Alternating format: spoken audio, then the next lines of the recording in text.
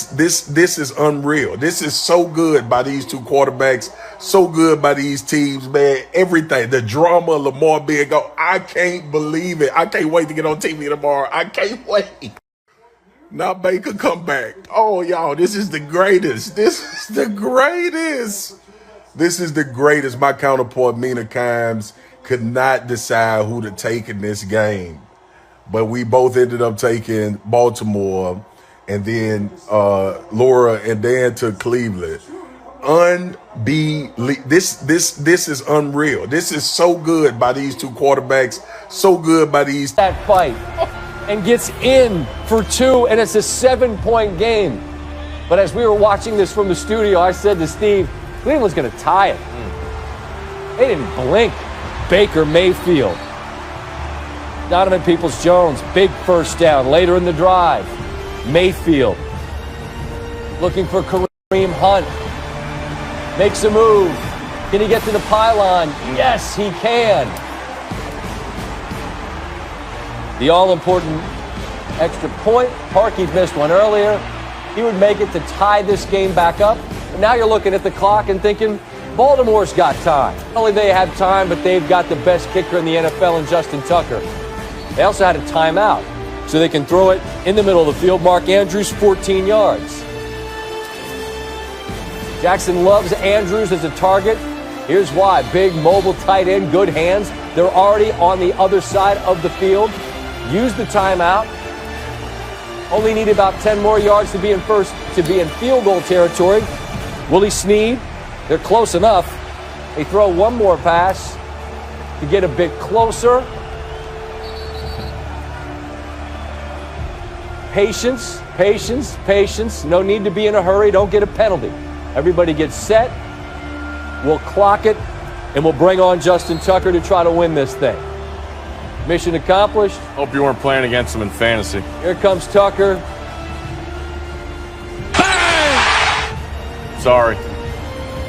55 yards right down the middle. Never a doubt with Tucker. And Baltimore leads by 3. By how many? 3. 3. And now if you are involved, you know that the play is called pitchy, pitchy, woo-woo. And you know that pitchy, pitchy, woo-woo is a catastrophe because they're going to go the wrong way. And then inevitably, something horrible will happen. And it does, eventually. No. Everybody End zone's the other way, guys. Everybody on the field's going to touch it. You're just waiting for a Raven to get it and going score. Backwards. And, oh boy, now it's in the end zone. And now Landry, that's the safety. Now that's a friggin' disaster. Is what that is, okay? There's really no other way to quantify what we just witnessed at the end of the best game of the year. Need to add 2 more to that Raven number. Yeah, that's a 5-point winner for Baltimore. 5-point winner. 5. And a bit of history, even though Jackson was not available for the full 60 minutes, 124 on the ground, the most ever by a quarterback on Monday Night Football. Also had 2 of the Ravens' 5 rushing touchdowns on the evening.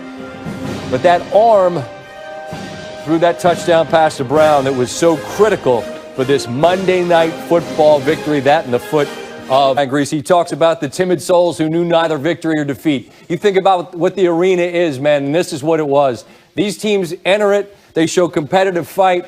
And, Lewis, if I start with you, what did Baltimore demonstrate in this game, in a game they really had to have any hope at the playoffs? What they demonstrated was tremendous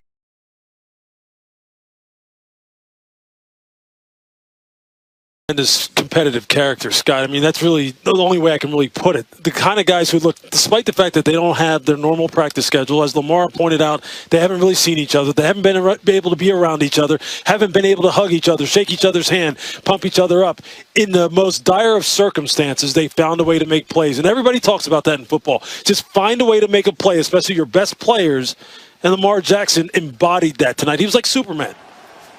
Brian, what'd you see out of that Raven team, particularly when Jackson comes back on the field? I mean, again, I always lean on the fact that you played the position. Man, you come back out of the locker room, it's 4th and 5. Hey, make a play, 8, and he does. Well, what was crazy, Scott, was he had punctured this Cleveland Browns defense with his legs predominantly through the first 3 quarters of the game. And when he came out, the first four plays were passes, and the first one, the touchdown on 4th down. So you have to give him credit. But he threw almost half of his completions when he came back out of the locker room in the game. So when he had to have it, and Marquise Brown had to make that play, and then the last drive with Mark Andrews over the middle of the field, those 2 plays were huge, obviously. So you got to give him credit throwing the football. Lewis, you said at the end of the game there are no consolation prizes. I agree. You said these are not the same old Browns. I also agree. But I do wonder, when you have this stage, your city is wanting so much to believe, and you invest this much, come back, get a lead, and you lose, how much could that stick moving forward? I don't think it will with this football team because they're still in the infant stages of growing this program. And this program is Kevin Stefanski's program. This program is Andrew Berry, the general manager's program. Forget everything else that happened before that. And if I'm Kevin Stefanski, I'm driving that home to my football players here.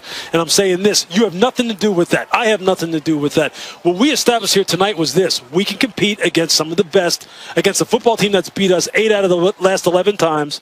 We were there right to the very end. Let's make some adjustments. Let's stay healthy, get healthy, and continue to press forward because everything we want is still out there for us to get. This game was important to us, but it wasn't critical in terms of where we want to get to. So I think they're still on the up and up, man. They have nothing to hang their head about. I think in the locker room, Stefanski's saying, savor this. Yep. Remember how this feels, because this team's going to be in the playoffs. And this game is going to go a long way in determining how they react to it, how they end up playing in the playoffs. I'd say the same thing to you. You guys get to put in for per diem and travel and all of that. You know, you've lived it. You've been out there for this. But on the way out, I just would wonder, when's the last time, Lewis and Brian, that you saw a football game that maybe moved you in that way, where you saw what these two teams did? It felt like a playoff game to me. Well, I was proud of the way that the guys played, really, especially when you looked at the 2 quarterbacks. There was a lot of pressure on both guys. Lamar came in, he hadn't played a whole lot in the last 3 weeks, and there was a lot of pressure on him, and he delivered. Everybody telling him how he should play, what it should look like. Who cares? Throw out the stat line. He's one of the best players to ever play the position. And then for Baker Mayfield, really proud of the way that he came and played. We started the broadcast with the city of Cleveland, the pressure on Baker Mayfield, and he was outstanding in this game. Something to build on. Yeah, for me it felt, Scott, like we've seen a lot of great games in our time, whether it be on TV, whether games that we were attending, or maybe games that we even played in. But for me, this felt a little bit personal because this is Cleveland. And even though this isn't the same stadium I played in, I could feel the fans' energy here. It felt like the old days again, and this wasn't even filled to capacity here. If this had been filled to capacity, this place would have been rocking. And I think that is something that the fans are going to go away disappointed that they lost, but they're going to say, hey, maybe we're back. Maybe we're back on that track that we were on in 1994 before they announced the move in 95. Just maybe. Let's not get ahead of ourselves, but just maybe. And I think that's the importance that this game carries tonight. It takes folks back to a time when a guy was wearing number 42 with some shoulder pads up around his ear holes, right? Around this high. Fellas, what a treat to watch this one. As always, enjoyed the time. We'll talk next week, all right? Thanks, Scotty. All right, let's do our research on all the rushing in Monday's game. Fourth quarter makes you forget all that went into it. 124 on the ground for Lamar, 8th career game crossing the century mark. Already the second most by any quarterback in NFL history, trailing only 10 by Michael Vick. Jackson helped the Ravens eclipse 200 rushing yards for the 18th time since he became the quarterback for the Ravens, at least as a starter in 18. Twice as many as any other team over that span. Derrick Henry and the Titans have got 9. And the franchise matched a record with 5 rushing touchdowns. Browns added 4. That combined total of 9 matches the all-time NFL record. Last time that happened,